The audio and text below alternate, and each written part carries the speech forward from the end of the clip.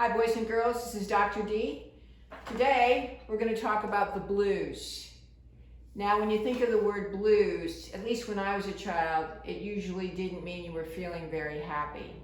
It usually meant that you were sad, and so you'd be moving slowly and not too energetic. And that's true for music that's called the blues as well. This is a very famous blues piece written by W.C. Handy.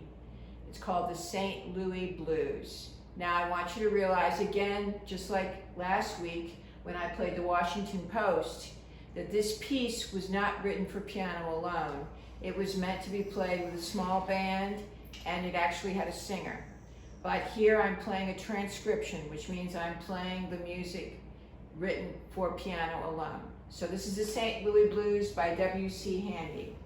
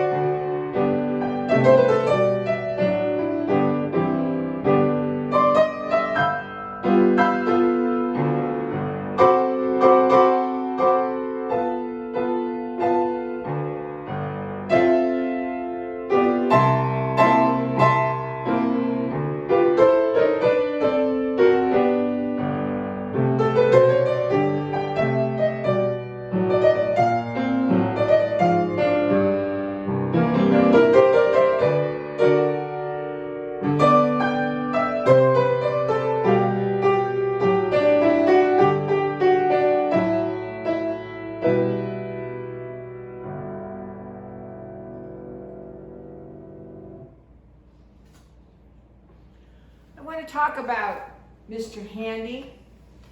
He called himself the father of the blues. When he first started out as a child, he grew up in a house where his dad was a pastor, and his dad actually thought musical instruments were the tools of the devil. So W.C. Handy had the challenge of learning to play away from the family so that he could become competent as a musician without his father getting angry with him. When he was a young man, he worked in a shovel brigade, and he talked about how the workers made music with the shovels and how they sang as they were working. And this influenced him in his own compositions. He spent a good part of his young life in minstrel shows, and later became involved with Harry Pace in a publishing company that moved to New York, and he was the first composer to publish blues music. In 1929, he wrote this very famous piece that I just played for you, the St. Louis Blue, and it was made famous by the singer Bessie Smith. Mr. Handy had a very successful life as a musician, and he won many awards. A stamp was made in his honor in 1969, a U.S. stamp. He won the Songwriters Hall of Fame from the National Academy of Popular Music in 1970, along with several other awards. In Memphis, Tennessee, there is a park named after Mr. Handy called Handy Park. And in his hometown, Florence, Alabama, there is an annual Handy Music Festival. Now, boys and girls, we're going to use the music that you've heard in the last 3 videos to look at 2 elements of music that are critical: melody and rhythm. Melody is something that you can sing. For example, most of us can sing Happy Birthday. That is the melody, that's the tune. Rhythm is something that your body usually responds to: short, long sounds and rests. Now we're going to go back to the first composer we talked about a few weeks ago, Scott Joplin. Scott Joplin's dates are 1868 to 1917. So Handy, the gentleman who wrote the blues, was born 5 years after Scott Joplin. Remember that Scott Joplin was considered the king of ragtime. So I'm going to play a little bit of that Maple Leaf Rag for you again to jog your memory, and then we're going to talk about what's the melody and what's the rhythm.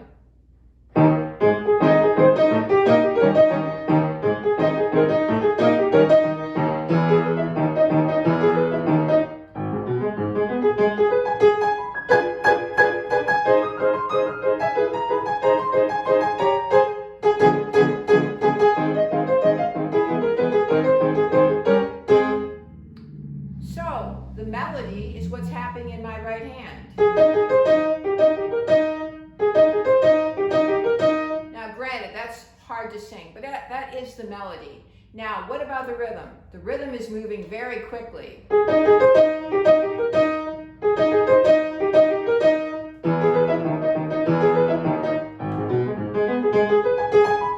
So, lots of 16th notes, which are quick moving notes, and a lot of syncopation, which is that jagged or ragged feeling, which is where the name ragtime came from, the syncopation and raggedness of the melodic line. So let's look at melody and rhythm in the Washington Post by Philip Sousa. Philip Sousa states again 1854 to 1932. So he was born 19 years. So Handy was born 19 years after Sousa. Sousa was 19 years younger than Mr. Handy. Now let's look at melody and rhythm in the Washington Post. And remember, this piece is written for a small brass band.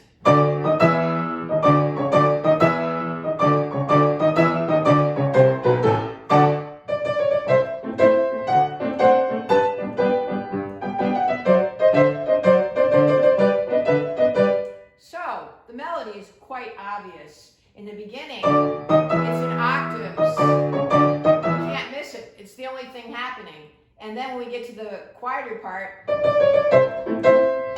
the melody in my right hand. Now, the rhythm is in 6/8 time, so it feels a little different. It's really in groups of 2. 1, 2, 1, 2.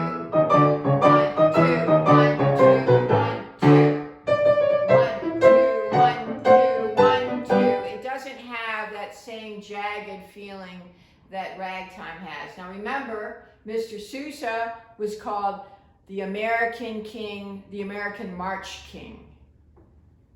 Now, I played for you this today, earlier in the video, the St. Louis Blues. This piece was written by Handy, as we've talked about, and the whole character of this piece is very different. It's not bouncy, it doesn't have a ragged right hand. It does have some syncopation, but it's slower in tempo.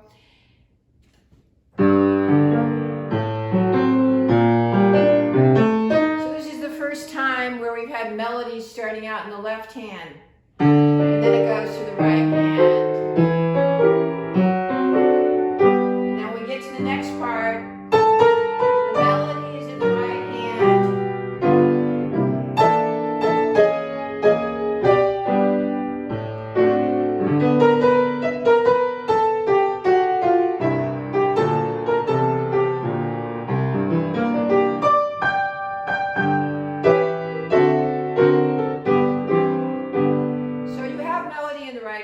Which you can easily hear. You have a variety of rhythms, but it's moving in a very slow 4. 1, 2, 3, 4, 1, 2, 3, 4, 1, 2, 3. Now we have some quick rhythm. 1, 2, 3, 4, 1, 2, 3, 4, 1. So here today we've talked about melody and rhythm, and we've seen how Scott Joplin, the king of rag, John Philip Sousa, the American March King, and W.C. Handy, the father of the blues, all treated melody and rhythm. I look forward to seeing you in our next video. Have a very good week. Thanks. This is Dr. D.